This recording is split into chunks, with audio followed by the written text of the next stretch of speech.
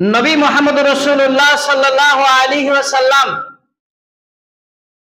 তিনি এমন একটা দিন, ঠিক আপনারা যেভাবে বসে আছেন এইভাবে যখন সাহাবাদেরকে নিয়ে বসেছিলেন, সেই সময় আল্লাহর নবী জনাবে মুহাম্মদ রাসূলুল্লাহ সাল্লাল্লাহু আলাইহি ওয়াসাল্লাম তিনি একটা বিষয় নিয়ে সচেতন করছিলেন। কাদের সামনে? সাহাবাদের সামনে। দেখেন হাদিসের ভাষায়, قال رسول الله صلى الله عليه وسلم من أصبح منكم اليوم صائما فقال أبو بكر رضي الله تعالى عنه أنا قال من منكم اليوم عاد مريضا فقال أبو بكر رضي الله تعالى عنه أنا قال من منكم اليوم شهد جنازة فقال أبو بكر رضي الله تعالى عنه أنا إلا دخل الجنة। হাদিস বুখারী মুসলিম, সহিহ মুসলিম এবং বুখারী। এই হাদিসটাকে কেন্দ্রবিন্দুকে আমি আলোচনা করব। আজকে শুধু হাদিসের ভেতরেই থাকবো, কোরআনে হয়তো যাওয়া সম্ভব হবে না। তবে যে কথাগুলো আমি দিচ্ছি আপনারা একটু আঁচল পেতে বসে থাকুন। ঠিক নেব সেই মানসিকতা নিয়ে গুছিয়ে বসুন, আদবের সাথে বসুন। যেভাবে জুম্মায় বসা হয় খুতবা চলাকালীন সেই আদবটা আপনারা বজায় রাখুন। যেগুলা দিচ্ছি আপনারা নেবার জন্য একটু আঁচল পাতুন। আশা করছি আজকের বক্তব্য শোনার পরে বহু ছেলে মেয়ে আজ থেকে সেটা আমলে পরিণত করব ইনশাআল্লাহ। করতে আপনার ভালোও লাগবে, আমলে পরিণত করতে আপনার ভালো লাগবে।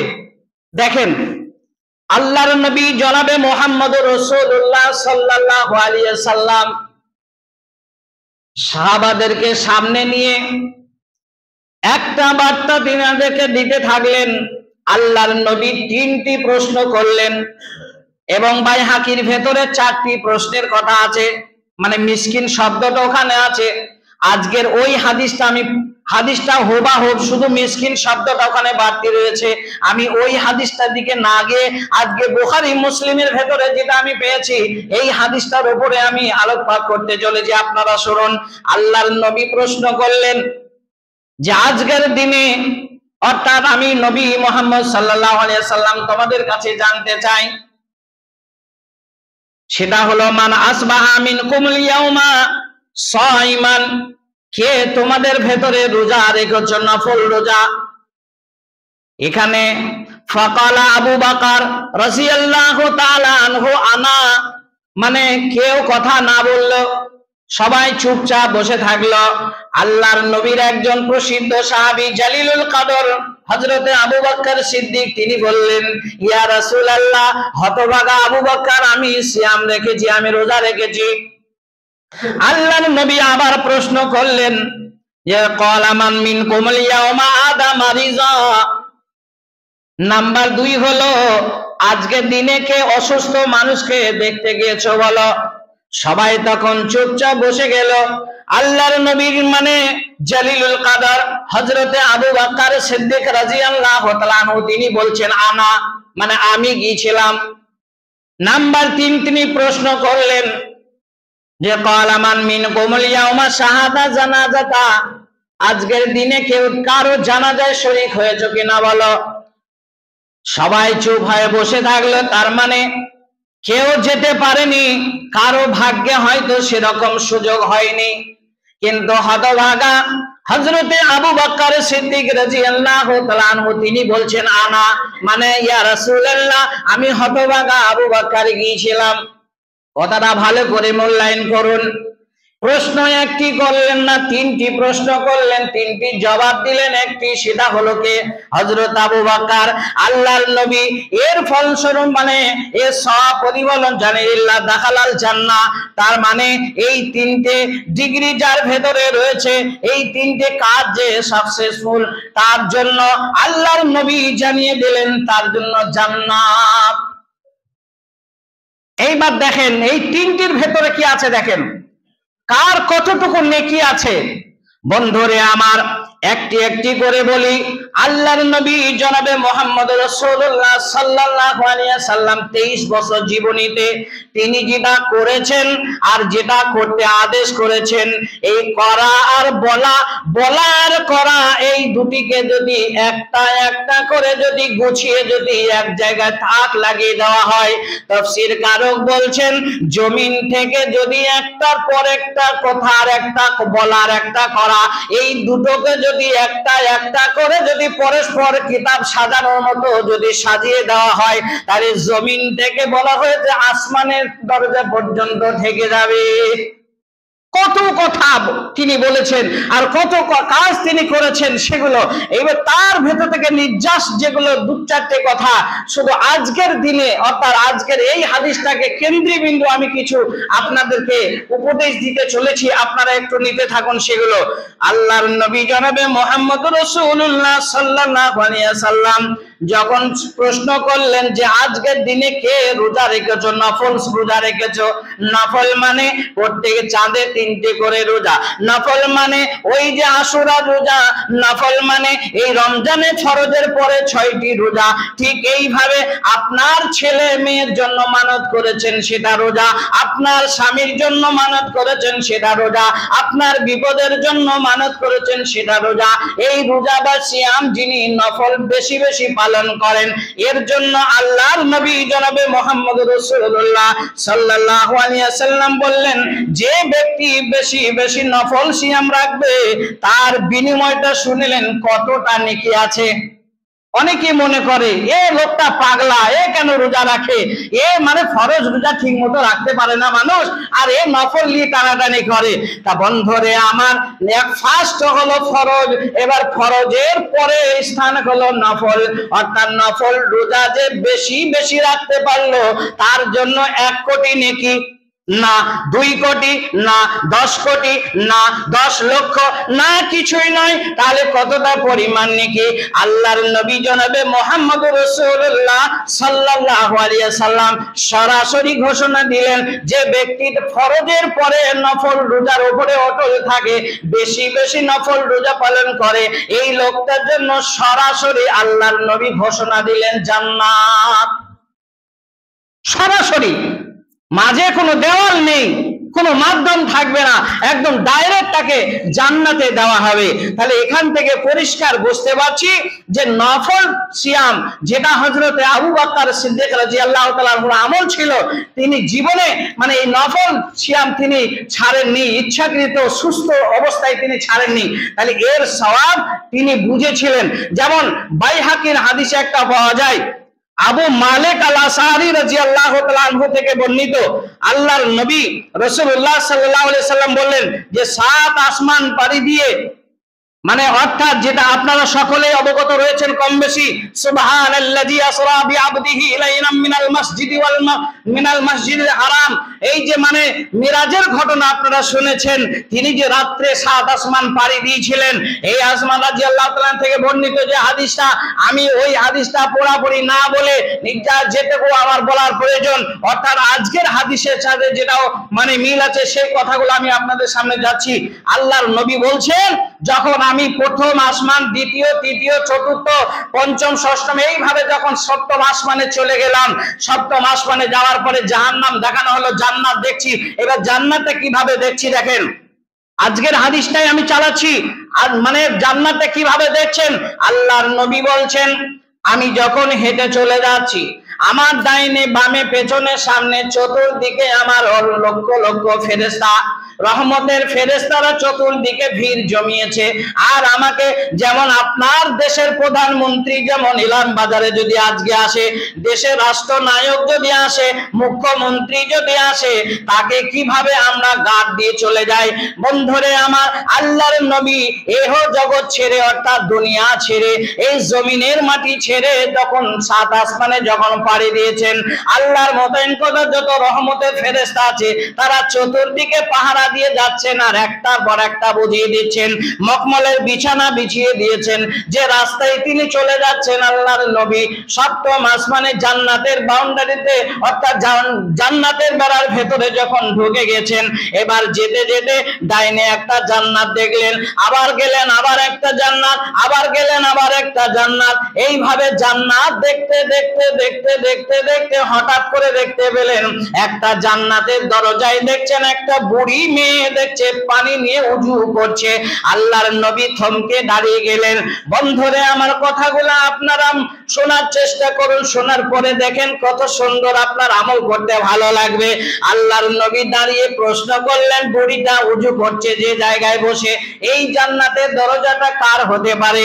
আল্লাহর নবী যখন জানতে চাইলেন, ফেরেশতারা বললেন এটা আপনার উম্মতের ভেতরে একজন, তার নাম হলো হযরত উমর ফারুক, খাত্তাবের বেটা হযরত উমরের এটা জান্নাত। আল্লাহর নবী বললেন, আহারে কি সুন্দর জান্নাত, কি ভালো জান্নাত, তবে আমার মনটা চাইছিল যে উমরের জান্নাতটা একবার আমি দর্শন করে দেখি। যখনই জান্নাতে প্রবেশ করতে যাবেন হঠাৎ করে তেনার মনে জাগরণ হলো, না না না না, আমি ওই উমরের জান্নাতটা আমি মুহাম্মদ আগে ঢুকে জান্নাতটা পুরাতন করতে চাই না। যার জন্য আল্লাহ তৈরি করেছেন, যার জন্য আল্লাহ জমা করে রেখেছেন, আমার সাহাবী কত ভাগ্যবান, কত ভাগ্যবান। সে আসবে যেদিন, এসে সর্বপ্রথম তার নতুন জান্নাতে সে প্রবেশ করবে। আল্লাহর নবী জনাবে মুহাম্মদ রাসূলুল্লাহ সাল্লাল্লাহু আলাইহি সাল্লাম আবার সামনে যেতে লাগলেন। মখমলের বিছানা বিছানো আছে, তার উপরে পা দিয়ে গুটি গুটি পায়ে যাচ্ছেন। বলল এটা নামাজীদের জান্নাত, আবার চলে গেলেন এটা হাজীদের জান্নাত, আবার চলে যাচ্ছেন এটা হজকারীদের জান্নাত, এটা যাকাতকারীদের জান্নাত। এইভাবে একটা একটা করে জান্নাত যখন দেখানো হলো, আল্লাহর নবী এই জান্নাতগুলো দেখছেন আর বলছেন, আচ্ছা ঠিক আছে, আচ্ছা ঠিক আছে। এইভাবে বলতে বলতে বলতে বলতে আল্লাহর নবীকে এমন একটা জান্নাতের কাছে নিয়ে যাওয়া হলো। সেই জান্নাতের ভেতর থেকে অর্থাৎ জান্নাতের বাইরে 500 কিলোমিটার দূর থেকে যদি একবার জান্নাতের ভেতর দিকে নজর দেওয়া হয়, তাহলে জান্নাতের ভেতরে সমস্ত চিত্রটা দেখতে পাওয়া যায়। এবং জান্নাতের ভেতরে প্রবেশ করলে ওই জান্নাতের ভেতর থেকে যখন বাহিরে নজর দেয় 500 কিলোমিটার রাস্তা দেখতে পাওয়া যায়।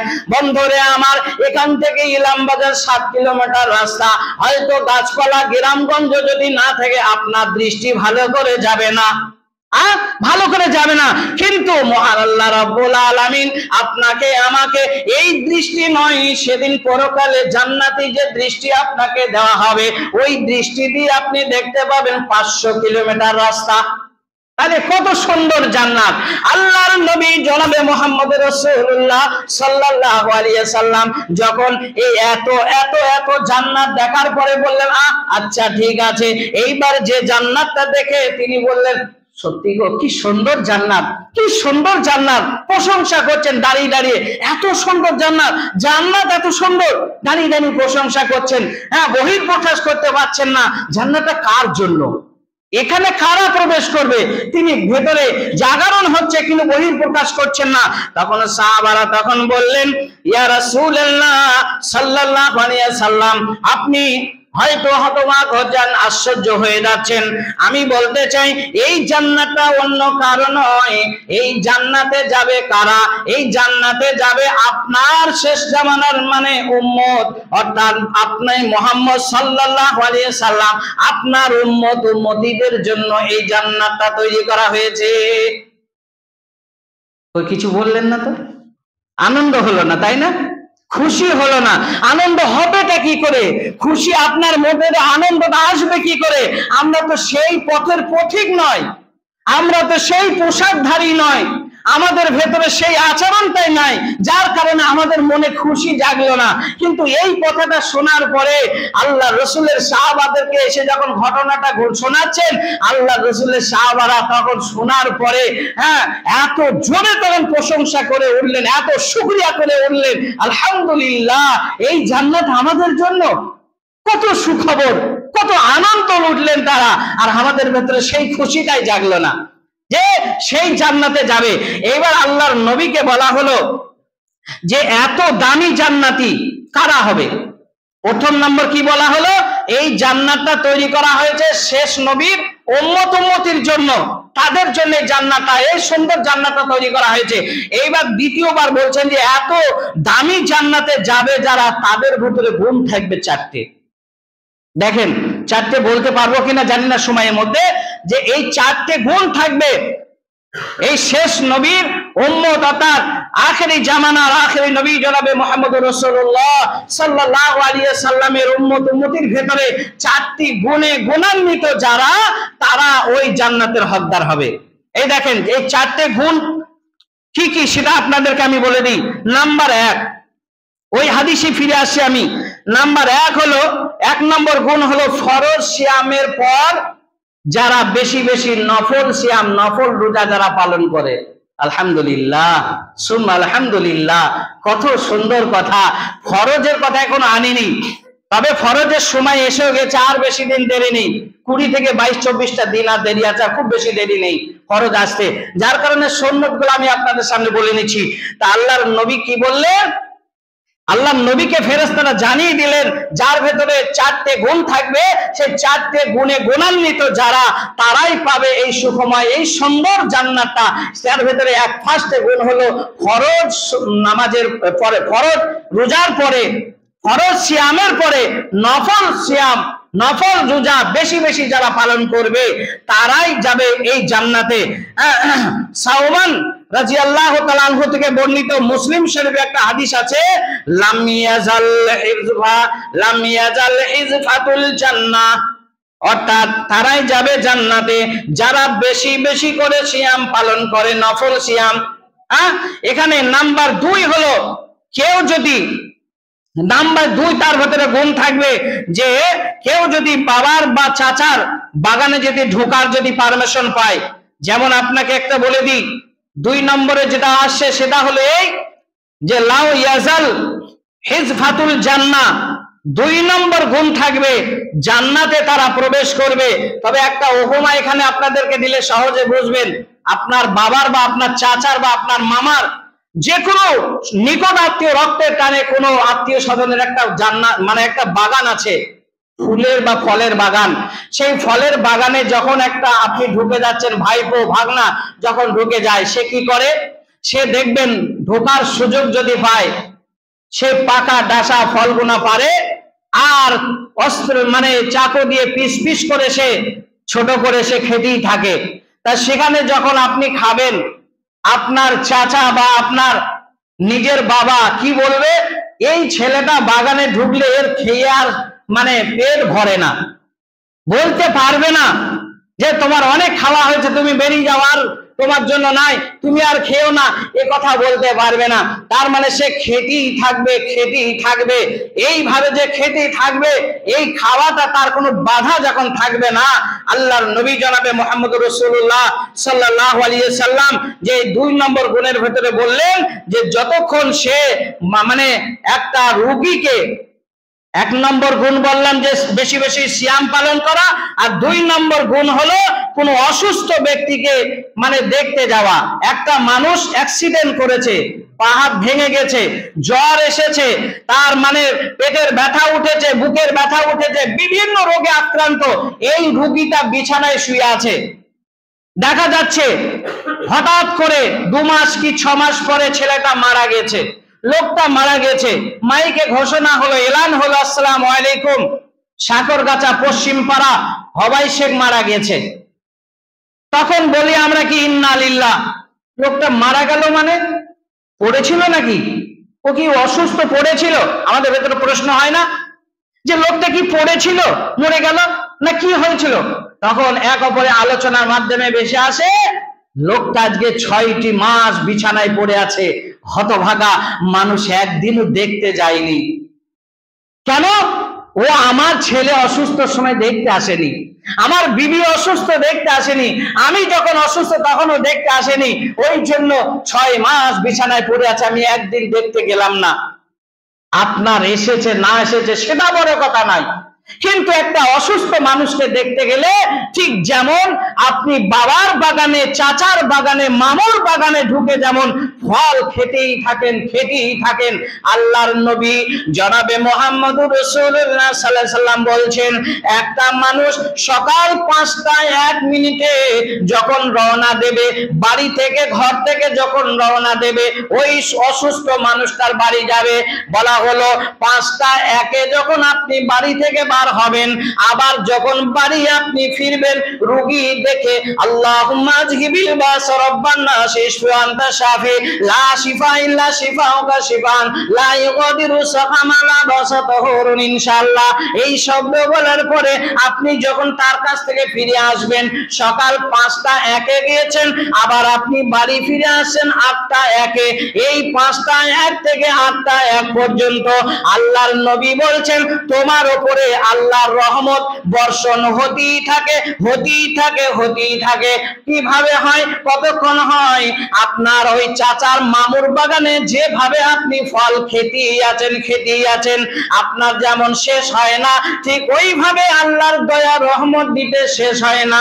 আপনি 5টা 1 থেকে 8টা 1 পর্যন্ত আল্লাহর পক্ষ থেকে আপনার উপরে রহমত বর্ষণ হতেই থাকে, ওইভাবে হতেই থাকে। তাহলে এইভাবে আপনি আমি কি করি? শুধু তাই নয়, যেমন আমি যদি এইভাবে বলছি, অনেক জায়গায় পয়সা লেনদেন হচ্ছে, ভিখারিকে পয়সা দিচ্ছে, দেখা যাচ্ছে সেখানে কি 5 টাকার কয়েন দিচ্ছে, আবার একটা দিচ্ছে, আবার একটা দিচ্ছে, এইভাবে দিতেই থাকে।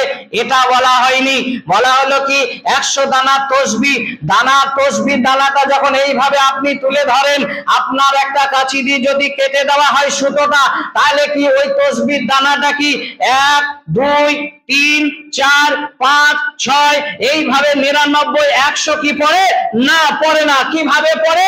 100 দানা তসবিহটার সুতোটা যখন আপনি কাঁচি দিয়ে কেটে দেন, ঠিক দরদর করে যেমন পড়তে থাকে, আল্লাহর নবী বললেন তোমার উপরে, অর্থাৎ যে ব্যক্তিটা ওই অসুস্থ মানুষকে দেখতে যাবে, তার কথা বলছি না, আপনি দেখতে গেছেন আপনার জন্য বলছি, যে মানুষটা অসুস্থ মানুষকে দেখতে গেল, ওই মানুষটার উপরে আল্লাহর পক্ষ থেকে ওই তসবিহ দানাটা যেভাবে দরদর করে পড়ে, ওইভাবে তোমার উপরে আল্লাহর রহমত বর্ষণ হবে।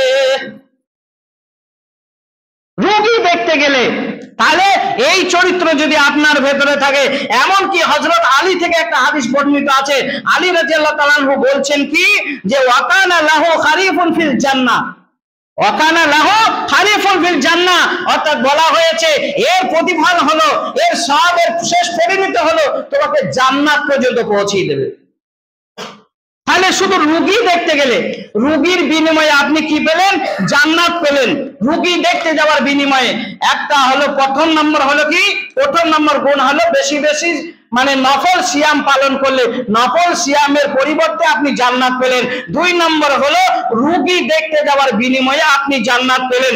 3 নম্বর গুণ হলো, সেটা হলো যে জানাজায় যে ব্যক্তি শরীক হবে, জানাজায় শরীক, খুব সংক্ষিপ্ত বলে দিই, জানাজায় শরীক অনেকজন হয়তো যেতে চান না, আর যদিও কেউ যায় 5 ওয়াক্ত নামাজ তো পড়েই না, তারা বেশি আগে চলে যায়। দেখবেন জোহরের আজান হলো, হাইয়া আলাস সালাহ, হাইয়া আলাল ফালাহ বলে কি বলে না, এই শব্দ বলার পরে কিছু মানুষ মসজিদে ঢুকলো, কিছু বাইরে দাঁড়িয়ে থাকলো, যারা বাইরে দাঁড়িয়ে আছে তারা দেখবেন প্রথম কাতারে গিয়ে দাঁড়ায় জানাজাতে। আমি আপনাদের এই গ্রামের কথা, সাগরগাছার কথা বলছি না, আমার সাগরপুরের কথা বলছি। কেন? যেখানে খাই নুন, কিছু তো গাইতে হবে গুণ, আপনাদের দুর্নাম কেন দেব? তাই এরা আলহামদুলিল্লাহ, এরা সব তাহাজ্জুদ গুজারি মানুষ, এদের নামাজের কোনো ত্রুটি নাই। তাই এরা করে কি, কিছু মানুষ মসজিদের বাইরে দাঁড়িয়ে থাকে আর জানাজায় প্রথম কাতারে তারা দাঁড়ায়। আমি গতকালকেও আমার যে চাচাতো ভাইটা মারা গেল, সেখানে আমি বলেছিলাম দাঁড়িয়ে, যে আমি তো এখানকার ইমাম নয় যে আমাকে ভাত বন্ধ করে দেবে, আমার বলতে কোনো দ্বিধা নেই। তবে যারা বেনামাজি জানাজা পড়তে এসেছেন তার নিজেরও কোনো স্বভাব নেই, আর যার মানে অপেক্ষা করছেন, যার জানাজা পড়তে এসেছেন তারও কোনো স্বভাব নেই। তাহলে কিসের জন্য এসেছেন? আত্মীয়তা বজায় রাখার জন্য, অন্য কিছু নয়। যাক, ওটা আমার কথা বিষয় নয়। সেটা হলো যে ব্যক্তি জান্নাতে মানে জানাজায় শরীক হবে, তার সবটা শুনলেন। যদি শুধু জানাজায় আপনি শরীক হন তাহলে 1 কিরাত, যদি জানাজা পরেও যদি আপনি দাফন কাফনের কাজ করেন, অর্থাৎ মাটি দেওয়া কাজটাও যদি করেন, 2 কিরাত। তা 2 কিরাত বলতে গেলে 1 উহুদ পাহাড়ের সমান। যারা হাজী সাহেব মানুষ আছেন তারা জানেন, একটা উহুদ পাহাড় চওড়া কতটা? আমি হাদিস সামনে রেখে বলছি, 4.5 মাইল। 4.5 মাইল, তার মানে হচ্ছে 9 কিলোমিটার। 9 কিলোমিটার চওড়া যে উহুদ পাহাড়টা, সেই উহুদ পাহাড়ের সমতুল্য 1 কিরাত নেকি। তাহলে 1 কিরাত নেকি। ভাই ও বন্ধুরা আমার, আপনাদেরকে আমি বলতে চাই যে এখানে আল্লাহর নবী জনাবে মুহাম্মদ রাসূলুল্লাহ সাল্লাল্লাহু আলাইহি সাল্লাম 4000 গোনা কথা বলেছেন। আপনাদেরকে একটা বলে দিই, একটা মানুষ সকাল থেকে সন্ধ্যা পর্যন্ত 4000 গোনা করতে পারে? আপনারা একটু মনে মনে প্রশ্ন জবাবটা দেন। একটা মানুষ সকাল থেকে সন্ধ্যা পর্যন্ত 4000 গোনা করতে কখনোই পারে? কখনোই পারে না। আর একটা মানুষ 4000 নেকি করতে পারে। গুনাহ করাটা কঠিন, কিন্তু নেকি করাটা সহজ। একটা উপমা দিলে আপনারা সহজে বুঝবেন। একটা ছেলে দেখা যাচ্ছে অর্ধ উলঙ্গ একটা নারীর ছবি দেওয়া আছে। কোথায়? ইলামবাজারের সিনেমা হল যেখানে আছে। কথাটা মানে নেগেটিভ ভাবে নেবেন, একটু বোঝার চেষ্টা করবেন। আমি আপনাদেরকে বোঝানোর জন্য উপমাটা দিচ্ছি যে ওই অর্ধ উলঙ্গ একটা বেশ্যা নারীর ছবি দেওয়া আছে। সেই ছবিটা দেখে যুবক ছেলেটার মনে ওটাল পাতাল করছে, তাই তোরে বাইরে যদি এত হয় ভেতরে কি না আছে। তখন তার বন্ধু যারা আছে তাদেরকে বলছে, আরে 10টা টাকা দেন, আমি একটা টিকিট কাটবো, আমি ভেতরে এদের চিত্রটা একটু দেখতে চাই। তাই তখন 7-5টা বন্ধুর কাছে যাওয়া যায়, ছোটাছুটি করতে করতে কেউ তাকে পয়সা দিল না। সিনেমাটা তার দেখা হলো না। ওই ফেরেশতারা আল্লাহকে বলছেন, আল্লাহ, এই যে আব্দুর রহমান আব্দুল সাত্তার অর্ধ উলঙ্গ একটা বেশ্যা নারী ছবি দেখে টিকিট কাটার জন্য বন্ধুর কাছে পয়সা ধার করতে গেল, পয়সা পেলে কিন্তু ভেতরে ঢুকতো, কিন্তু পয়সা পায়নি বলে ঢোকেনি। তাহলে এর কি গুনাহ লিখবো? আল্লাহ সঙ্গে সঙ্গে ওয়াসিয়া কুরসিহুস সামাওয়াতি ওয়াল আরদে, ওখান থেকে ধমক দিয়ে ফেরেশতাদেরকে বললেন, খবরদার না। একবার সুবহানাল্লাহ বললেন না তো? খবরদার, একটা গুনাহ লিখবি না। এইবার দেখা যাচ্ছে ওই বন্ধুটা কোনো এক জায়গায় টাকা সংগ্রহ করে নিয়ে এসেছে, টিকিটটা কেটে নিয়েছে। টিকিট কেটে ওই বাইরে যে ছবিটা দেখেছে তার চিত্রটা দেখার জন্য গেট পাস করে নিয়েছে 10 টাকার বিনিময়ে। এবার ভেতরে 2 ঘন্টা 3 ঘন্টা থেকেছে। আল্লাহর নবী জনাবে মুহাম্মদ রাসূলুল্লাহ সাল্লাল্লাহু আলাইহি সাল্লাম হাদিস থেকে প্রমাণ যে ওই ফেরেশতারা এবার আল্লাহকে জানতে চাইলেন, আল্লাহ, এই যুবকের কাছে পয়সা ছিল না, পয়সা এক জায়গায় খরচ পেয়ে গেছে, ধার পেয়ে গেছে, এর বিনিময়ে সে গেট পাস করে নিয়ে এই বাইরের চিত্রটা ভেতরে দেখে নিয়েছে। এবার ওর গুনাহ কটা লিখবো? আল্লাহ বলে দিলেন ফেরেশতারা, ও কি দেখেছে? বললো দেখেছে। বললো লিখে নাও, 1টি গুনাহ। কটা? 1টি গুনাহ। সুবহানাল্লাহ, 1টি গুনাহ লিখলেন। তাহলে এখানে 1 থেকে 10 নয়, 10 থেকে 700 নয়। আল্লাহর নবী জনাবে মুহাম্মদ রাসূলুল্লাহ সাল্লাল্লাহু আলাইহি সাল্লাম কেন বলেছেন কথাটা শুনলেন। একটা মানুষ অভাবী ক্ষুধার্ত মানুষ রাস্তায় বাস স্ট্যান্ডে ঘোরাফেরা করছে, আপনার টাইট স্যুট বুট দেখে, আপনার সুন্নতি পোশাক দেখে কাছে গিয়ে বলছেন, আসসালামু আলাইকুম চাচাজি, আমার ক্ষুধা লেগেছে, ক্ষুধা নিবারণের জন্য আপনি 5টি টাকা দেন, আমি দোকানে গিয়ে একটি পুরি খেয়ে পানি খাবো। আপনার কাছে পয়সা নাই, পয়সা আপনার কাছে নাই। কিন্তু যখন ওই মানুষটা আপনার কাছে পেল না, তখন আরেকজনের কাছে গিয়ে যখন পয়সা চেয়ে বসেছে, এই ব্যক্তির মনে মনে আফসোস হলো, বড় আশা হলো কি, ইয়া রাসূলুল্লাহ, আমার যদি মানে আমার ভেতরের মানে চিন্তাটা কেমন যে আমার যদি পয়সা থাকতো তাহলে আমি ওকে 5টি টাকা দিতাম, আর ওই 5 টাকার বিনিময়ে ওর ক্ষুধাটা নিবারণ হয়ে যেত। ফেরেশতারা জিজ্ঞাসা করছেন আল্লাহকে, আল্লাহ, এই ব্যক্তি তো 5টা টাকা দেয়নি, কিন্তু বলছে আমার কাছে থাকলে ওকে দিতাম, এর কি নেকি লিখবো? বলে লিখবো মানে 10টা নেকি লেখো। ওর পয়সা নেই, থাকলে দিত মানে কি? ওর মানে মানসিকতাটা যদি এই হয় তাহলে 10টা নেকি লেখো। আবার জিজ্ঞাসা করলেন পরে আল্লাহ, যখন ফেরেশতাকে জিজ্ঞাসা করলেন, ফেরেশতা ওই যে মানুষটা টাকা দিতে পারেনি, থাকলে দিত, ওর নেকি কটা লিখেছো? ফেরেশতারা বলছেন, আল্লাহ, তুমি তো লিখতে বলেছো, কটা লিখেছিস? বললো, তুমি যা লিখতে বলেছো তাই লিখেছি। আরে আমি জানতে চাচ্ছি কটা লেখা হয়েছে। তুমি তো জানো। বলে জানলেও আমি তোমার কাছে জানতে চাচ্ছি কটা লিখেছো। বললো 10টা লিখতে বলেছেন, 10টা লিখেছি। বললো ওটা 700 করে দাও। আল্লাহ বলছেন ফেরেশতাদেরকে ওটা 700 করে দাও। বন্ধুরে আমার বলার বিষয় হলো যে একটা মানুষ সকাল থেকে সন্ধ্যা পর্যন্ত একটা সিনেমা দেখে একটা গুনাহ লেখা হলো, একটা নোংরা ছবি দেখে একটা গুনাহ লেখা হলো, সকাল থেকে সন্ধ্যা পর্যন্ত 4000 গুনাহ করতে পারবে না, পারবে না, পারবে না, অতি কঠিন। কিন্তু একটা মানুষ যদি চেষ্টা করে 4000 নেকি করতে পারবে। বন্ধুরে আমার 4000 নেকি করাটা সহজ কিভাবে আপনাকে বুঝিয়ে দিলাম। এবার আল্লাহর নবী জনাবে মুহাম্মদ রাসূলুল্লাহ সাল্লাল্লাহু আলাইহি ওয়াসাল্লাম বললেন যে ব্যক্তিটা হয়তো দেখা যাচ্ছে মৃত্যুর গোসল দিয়েছে, মৃত্যুর গোসল দিলে তার কি লাভ হবে? মৃত্যুর গোসল, মৃত্যু ব্যক্তি গোসল আপনারা দেন? অনেকেই যদি জিজ্ঞাসা করে এখানে হাত হয়তো 2 থেকে 5টা, তার বেশি উঠবে না। মৃত্যু ব্যক্তির গোসল দিলে কি লাভ হবে?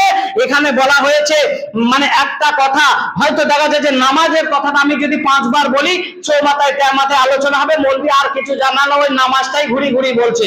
যদি যাকাতটা বলি ও আর কিছু জানানো যাকাতটাই ঘুরি ঘুরি বলছে। তাহলে একটা কথা দ্বিতীয়বার রিপিট করলে আপনি বলেন ঘুরি ঘুরি বলছে। তো এই দেখেন, আমি বলিনি, নবী বলেনি, ফেরেশতা বলেনি, আল্লাহ বলছেন। কি বলছেন? একটা মানুষ যদি মৃত্যু মানুষের গোসল দেয় তাহলে তাকে আমি আল্লাহ ক্ষমা করি, আমি আল্লাহ তাকে ক্ষমা করে দিই। এই কথাটা কতবার বলছেন? হাদিসের ভাষায় বলছেন গোফেরা লাহু আল বাইনা মাররাতান, বলা হয়েছে 40 বার তাকে আমি ক্ষমা করি।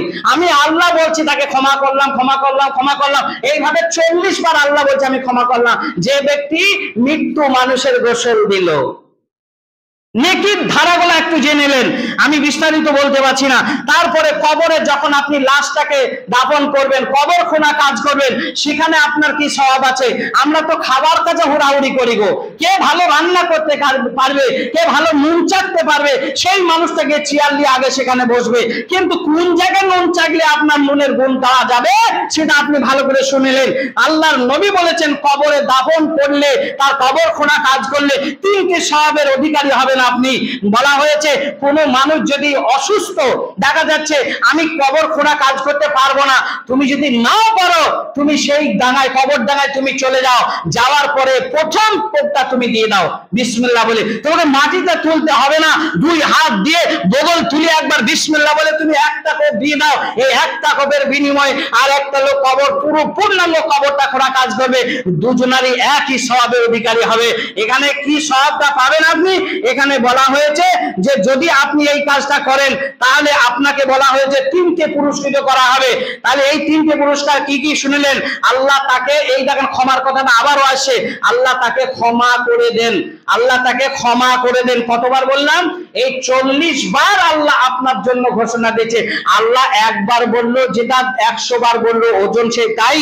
তবু আপনাকে আমাকে বোঝানোর জন্য আল্লাহ বলে দিয়েছেন আমি আল্লাহ 40 বার তোমাকে ক্ষমা করে দিই।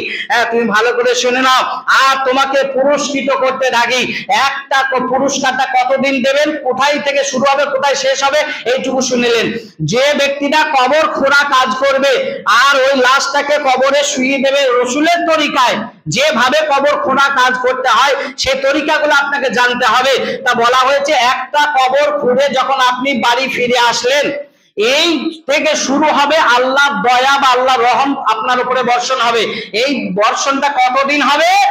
প্রথম যে চাচার কবর বা বাবার কবর বা বন্ধুর কবর বা মায়ের কবর বা বাবার কবর, যে কোনো একজনের কবর খুঁড়ে বাড়ি চলে এসেছেন, ওই দিন থেকে আল্লাহর পক্ষ থেকে আপনার উপরে রহমত বর্ষণ শুরু হয়ে গেল, শুরু হয়ে গেল।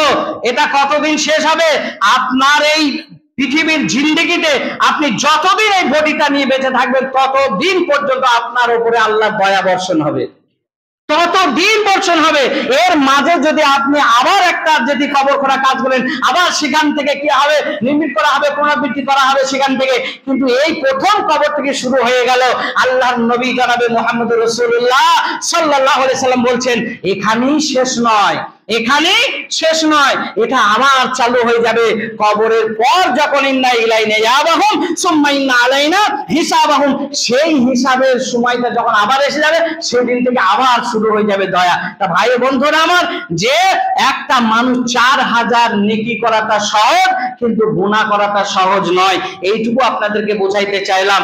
আল্লাহ পাক রব্বুল আলামিনের কাছে দোয়া করি, হে আল্লাহ এই মৃত্যু ব্যক্তির উপরে আমাদের এই মর্যাদাপূর্ণ এই কথাগুলো আমাদের মনের মণিকোঠায় জায়গা দিয়ে আমরা যেন আমলে পরিণত করতে পারি, এই তৌফিক তুমি আমাদেরকে দান করো। আল্লাহ অসুস্থকে সুস্থতা দান করো। রব্বানা তাকাব্বাল মিন্না ইন্নাকা আনতাস সামিউল আলিম। আমিন সুম্মা আমিন।